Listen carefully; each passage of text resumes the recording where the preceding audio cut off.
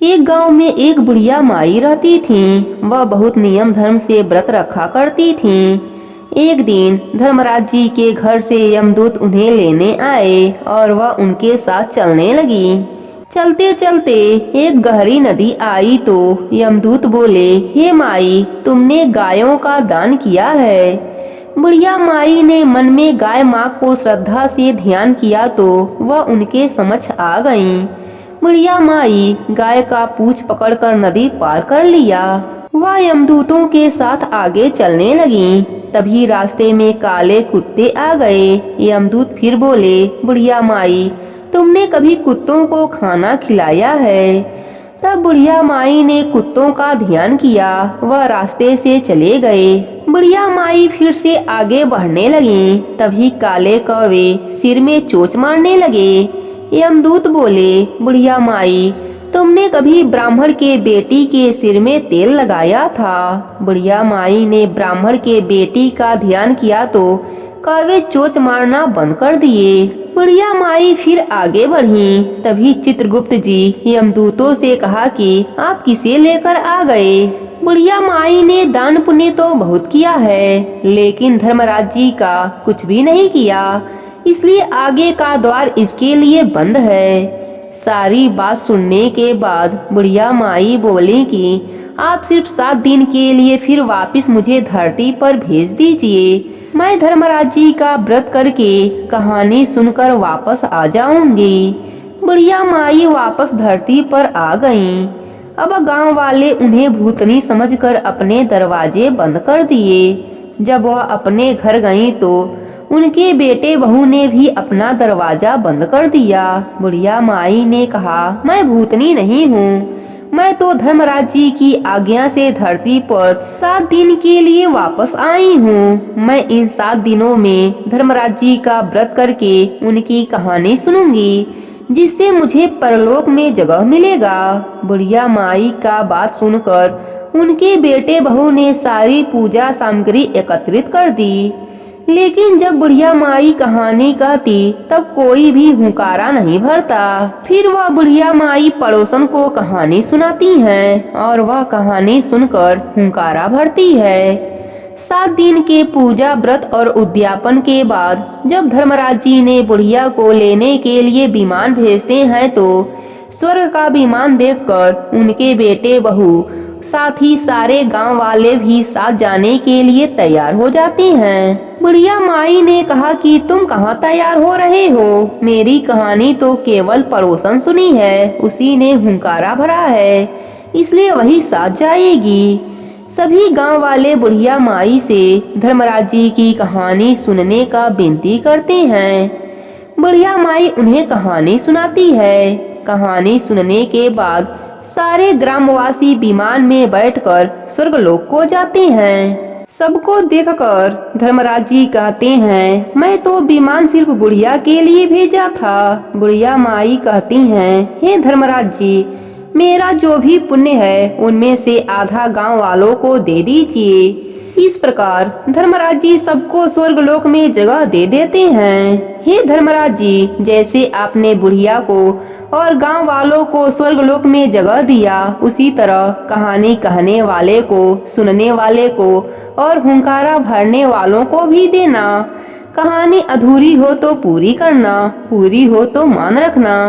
प्रेम से बोली धर्मराज जी की जय हो। प्राचीन समय की बात है। एक गांव में एक माँ और उसका एक बेटा और बेटी रहते थे। माँ गरीब थी। वह मजदूरी करके अपने परिवार का पेट भरती थी। धीरे धीरे दिन गुजरते गए और बच्चे बड़े होने लगे। बेटी शादी के योग्य हो गई। तब माँ बूढ़ी हो गई। माँ ने अपने बेटे से कहा कि बेटा, तेरी बहन शादी के योग्य हो गई है, इसलिए तेरे जैसा वर और तेरे जैसा घर देखकर इसकी शादी कर दे। ऐसा बोलकर माँ तो कुछ दिनों बाद मर गई। उसका भाई गांव-गांव में घूमा, लेकिन बहन के योग्य पति नहीं मिला। वह घूम घूम कर थक गया और एक दिन सोचने लगा कि मेरे जैसा तो इस दुनिया में कोई नहीं है, इसलिए मैं ही इससे शादी कर लेता हूँ। ऐसा सोचकर वह चुनरी और शादी के लिए सब सामान ले आया। तब उसकी बहन ने पूछा कि भाई, तुम यह सब सामान क्यों लेकर आए हो? तब उसके भाई ने कहा कि बहन, यह सब सामान तुम्हारी शादी के लिए लेकर आया हूँ। गांव वालों ने बहन से कहा कि तुम्हारा भाई ही तुमसे शादी करने वाला है। तब बहन ने जाकर अपने भाई से पूछा कि भाई, मेरी शादी किससे करा रहे हो? इस पर भाई ने कोई जवाब नहीं दिया। तब बहन समझ गई। उसने एक लोटे में जल लिया, चुनरी ली और चप्पल पहनकर जंगल की तरफ चली गई। जंगल में गाय चराने वाले ग्वालों ने उससे पूछा कि कहाँ जा रही हो? तो वह कुछ नहीं बोली। वन में जाकर वह धरती माता को पुकारने लगी और बोली कि हे धरती माँ, अब तुम ही मेरी लाज रखना, वरना अनर्थ हो जाएगा। वह बोली, मैं क्या करूं माँ, मुझे अपने गोद में ले लो, नहीं तो अन्याय हो जाएगा। तब धरती माता फटी तो बहन ने एक तरफ लोटा, चुनरी और चप्पल रख दिया और वह धरती में जाने लगी। इतने में दौड़ता हुआ उसका भाई जंगल में आया और उसने ग्वालों से पूछा कि मेरी बहन किधर गई है? ग्वालों ने कहा कि तेरी बहन उस तरफ गई है। भाई बहन बहन पुकारता हुआ उस तरफ दौड़ता है। वह देखता है कि उसकी बहन धरती में समा रही है। यह देखकर वह बहन को पुकारता हुआ उस तरफ दौड़ता है। तब तक उसकी बहन धरती में समा चुकी थी। केवल थोड़े से बाल दिखाई दे रहे थे। वह बहन के बालों को मुट्ठी में पकड़कर रोने लगा। बहन, तू सत्य के लिए धरती माँ की गोद में समा गई। मेरी बुद्धि भ्रष्ट हो गई थी। माँ का वचन निभाने के लिए मेरे जैसा कोई वर नहीं मिला, इसलिए ऐसा विचार आया। ऐसा बोलकर वह जोर जोर से रोने लगा।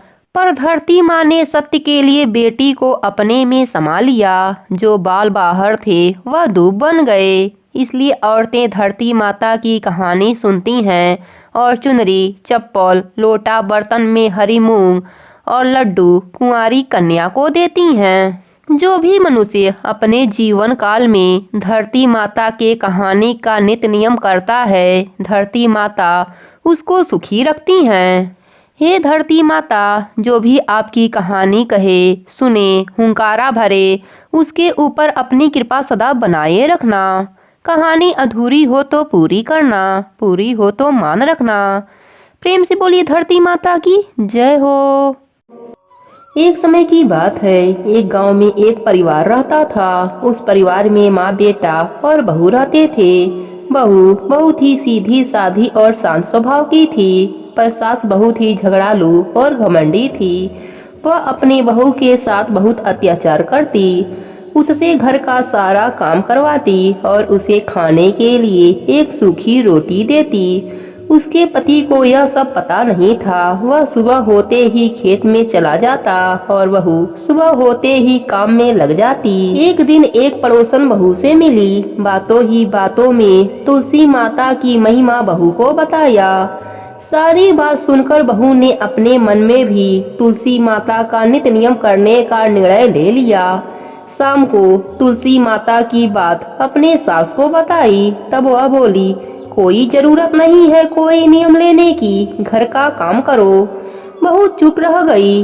बहू सुबह जल्दी उठकर नदी पर स्नान करने गई। वहीं एक घड़ा में पानी भरा और तुलसी के पौधे को सींचा। वहीं बैठकर तुलसी माता की कहानी सुनी। बहू यही नियम पूरे महीने करने का ले लिया। सास के जागने से पहले बहू घर आ जाती। यही सिलसिला रोज का था। एक दिन सास जल्दी उठ गई। उसने देखा घर में बहू नहीं है। वह समझ गई कि वह जरूर तुलसी सींचने गई है। बहू के वापस आने पर उसने बहू से कुछ भी नहीं कहा। सास सोच रही थी कि बहू का नित्य नियम कैसे छुड़ाया जाए। अगले दिन सास ने उसका मटका बदल दिया। पक्के मटके की जगह कच्ची मिट्टी का मटका रख दिया। सुबह अंधेरे में बहू कच्ची मिट्टी का मटका लेकर नदी पर गई। बहू ने स्नान किया। फिर उसने मटके में जल भरने के लिए जैसे ही मटका नदी में डुबोया, मटका गल गया और सारी मिट्टी बह गई। बहू यह देखकर रोने लगी। वह तुलसी माता के पास आकर रोने लगी और रोते रोते बोली, हे तुलसी माता, आज मेरे नियम टूट गए, मुझे क्षमा कर दीजिएगा। तभी तुलसी माता प्रकट होकर बोली, तुमने आज जल के स्थान पर अपने आंसुओं से मुझे सींचा है, तुम्हारा नेम पूरा हो गया। तब बहू ने कहा, माता मैं कल कैसे जल लेकर आऊंगी? यदि मेरी सास को पता चला कि मैंने मटका नदी में बहा दिया तो वह बहुत गुस्सा होंगी। तब तुलसी माता ने उसे एक सोने का मटका दिया। सास के पूछने पर उसने सारी बात बताई। सास बहुत खुश हुई। उसने अपने बहू से कहा, सोने के मटके में यदि जल लेकर जाओगी तो गांव वाले इसे छीन लेंगे। तुम कल फिर जाकर तुलसी माता से रोकर दूसरा मटका मांग लेना। बहू बहुत ही सीधी थी। वह अगले दिन तुलसी माता के पास जाकर फिर रोने लगी। तुलसी माता के पूछने पर उसने सारी बात बताई। तब तुलसी माता ने उसे एक चांदी का मटका दिया। बहू चांदी का मटका लेकर घर आ गई, लेकिन उसकी सास ने वह भी रख लिया और अपने बहू से फिर अगले दिन रोने को कहा। बहू सास के डर से फिर तुलसी माता के पास बैठकर रोने लगी। तुलसी माता आकर पूछा, क्यों रो रही हो? बहू ने सारी बात बताई। तुलसी माता ने कहा, तेरी सास की लालच कभी खत्म नहीं होगी, तू आज मिट्टी का मटका ले जा।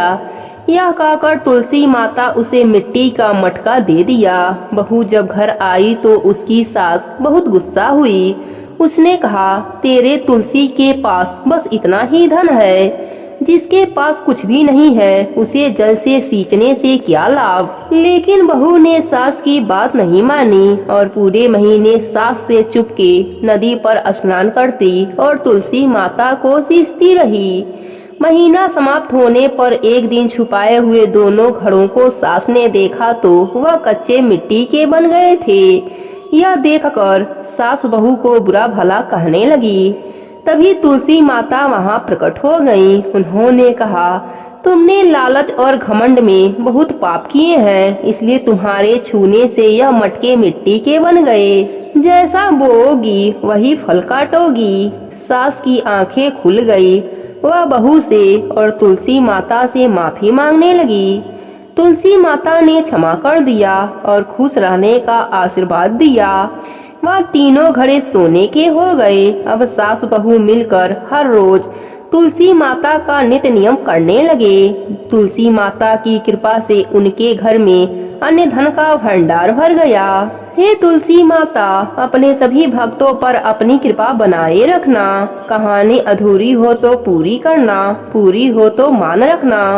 प्रेम से बोले तुलसी माता की जय हो। एक गांव में एक बुढ़िया माई रहती थी। वह प्रतिदिन सालिग्राम भगवान की सेवा करती। एक बार कार्तिक का महीना आया। गांव के बहुत सारे लोग कार्तिक स्नान के लिए जा रहे थे। बुढ़िया माई ने सोचा कि मैं भी गांव वालों के साथ गंगा स्नान कर आऊं। बुढ़िया माई को ध्यान आया कि मेरे सालिग्राम भगवान को कौन रखेगा, उनका देखभाल कौन करेगा। यह विचार करके बुढ़िया माई पड़ोसन के पास जाती है और कहती है, मैं 1 महीने के लिए गंगा स्नान के लिए जा रही हूँ, तब तक तुम मेरे सालिग्राम भगवान की सेवा पूजा करना, तुम अपने पास रख लो। पड़ोसन तैयार हो जाती है और बुढ़िया माई से पड़ोसन पूछती है, किस तरह से सालिग्राम भगवान की सेवा किया जाता है। बुढ़िया माई कहती है कि सवेरे उठना तो इनको भी उठा देना, नहाने के बाद इनको भी नहला देना और फूल तुलसी पत्ता चढ़ा देना, चंदन लगा देना। फिर जब दूध गर्म करना तो दूध का भी भोग लगा देना और दोपहर में रसोई में जो भी बनाना उसका भी भोग लगा देना और शाम को दिया जला देना और रात में सुला देना। इतना बताकर बुढ़िया माई सालिग्राम जी को पड़ोसन को देकर गंगा स्नान के लिए चली जाती है।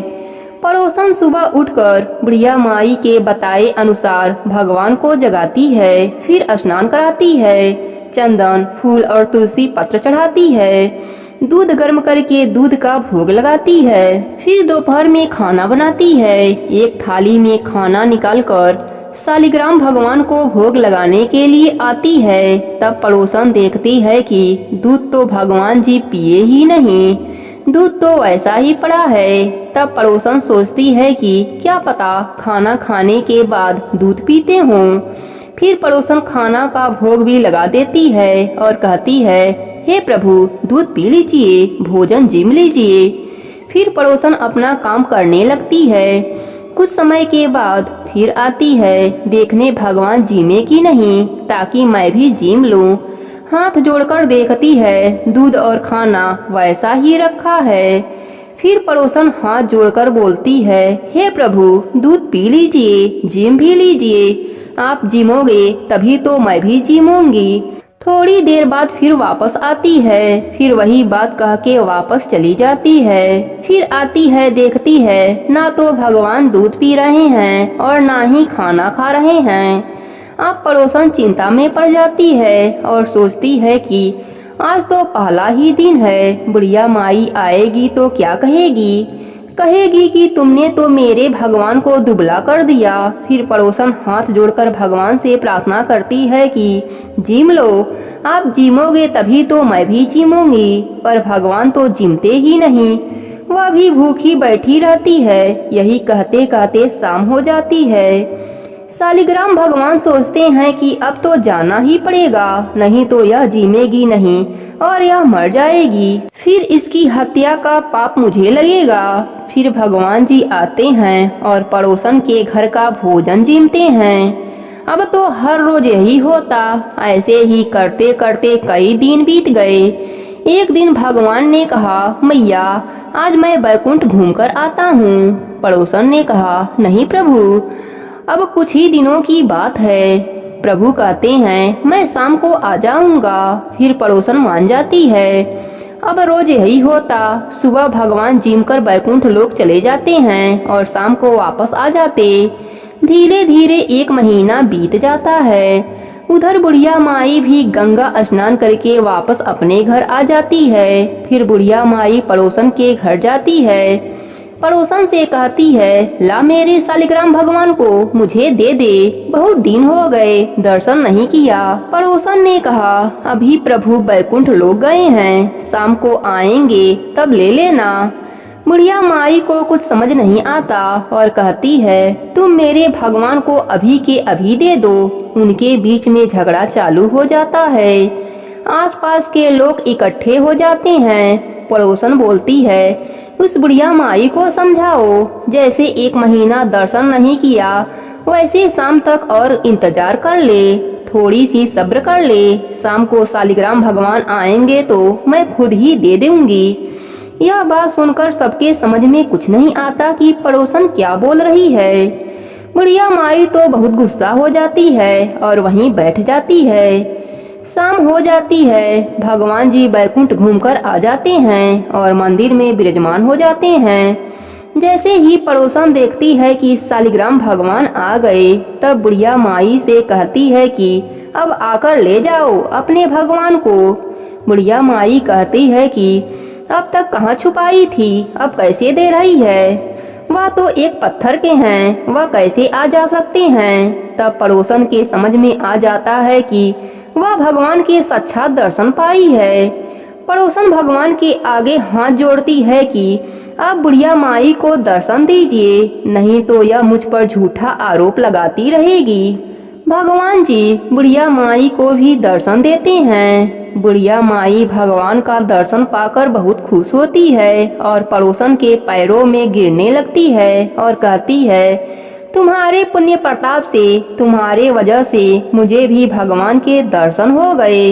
हे शालिग्राम भगवान जी, जो भी आपकी कहानी सुने उसे भी दर्शन देना, अपनी कृपा सदा उस पर बनाए रखना और अंत में बैकुंठ लोक में वास देना। प्रेम से बोलिए शालिग्राम भगवान की जय हो। प्राचीन समय की बात है। एक गांव में एक दादी पोती रहती थीं, जिन्होंने गणेश भगवान की कहानी सुनने का नियम लिया हुआ था। वह एक कलश में जल भरकर और फूल रखकर कहानी कहा करती थीं और गणेश भगवान का नाम लेकर अर्घ दिया करती थीं। एक दिन पोती का विवाह हो गया। जब वह ससुराल जाने लगी, तब दादी ने उसे सिर्फ एक कलश में जल भरकर दे दिया और कहा, गणेश भगवान के कहानी का नेम कभी मत छोड़ना। पोती विदा होकर ससुराल चली गई और चलते चलते सोचती रही कि ससुराल में सब पूछेंगे कि बहू क्या क्या लाई है तो मैं क्या बताऊंगी। गणेश भगवान ने सोचा कि यह लड़की बहुत परेशान है, मुझे इसका संकट मिटाना चाहिए। रास्ते में पोती ने गणेश भगवान की कहानी कहकर अर्घ दिया। जैसे ही उसने अर्घ दिया वहाँ हीरे मोतियों का कुंड भर गया। हीरे मोतियों से भरे हुए कुंड को देखकर पोती बहुत खुश हुई। फिर वह खूब पहन ओढ़कर ससुराल पहुंची। वहाँ उसके ससुर जी ने उसकी सास से कहा, हमारी बहू तो बहुत बड़े घर की है, बहुत धन लेकर आई है। तुम ऐसा करो, पड़ोसन के यहाँ से मूंग चावल लाकर बहू के लिए भोजन बनाओ। जब उसकी सास मूंग चावल बनाने लगी तो बहू ने कहा, माँ जी आप यह मूंग की दाल और चावल मेरे कलश के जल से बनाओ। सास ने अपनी बहू की बात को मानकर कलश के जल से चावल और दाल बनाई। तभी चमत्कार हुआ, उनकी पूरी रसोई अनाज और तरह तरह के पकवान से भर गया। यह देखकर सास बहुत खुश हुई। उसने अपने बहू से कहा, बहू आओ भोजन कर लो। तब बहू ने कहा, अभी घर में किसी ने भोजन नहीं किया तो मैं भोजन कैसे कर लूं, और मेरे गणेश भगवान की कहानी कहने का नेम है। सास ने कहा, बहू मैं भी कहानी सुनूंगी। फिर बहू ने एक कलश में जल भरकर और फूल रखकर गणेश भगवान की कहानी कही और घर के सभी सदस्यों ने गणेश भगवान की कहानी सुनी। गणेश भगवान की कृपा से उनके घर में धन भर गया। यह सब देखकर सास और भी अधिक प्रसन्न हुई। फिर वह खुशी खुशी अपने पूरे मोहल्ले में गणेश भगवान का प्रसाद बांटने लगी। तब उसकी पड़ोसन ने कहा, अभी तो तुम चावल और दाल उधार लेकर गई थी और इतनी जल्दी इतना सारा धन कहाँ से लाई। तब उसकी सास बोली, मेरी बहू हर रोज गणेश भगवान की कहानी कहती है, यह सब उसी का फल है। सास की बात सुनकर पड़ोसन को बड़ी हैरानी हुई और उसने कहा, मैं भी गणेश भगवान की कहानी कहा करूंगी। गणेश भगवान की कहानी कहने से पड़ोसन का घर भी अन्य धन से भर गया। हे गणेश भगवान, जैसे आपने पोती को दिया वैसे ही सबको देना। कहानी अधूरी हो तो पूरी करना, पूरी हो तो मान रखना। प्रेम से बोलिए गणेश भगवान की जय हो।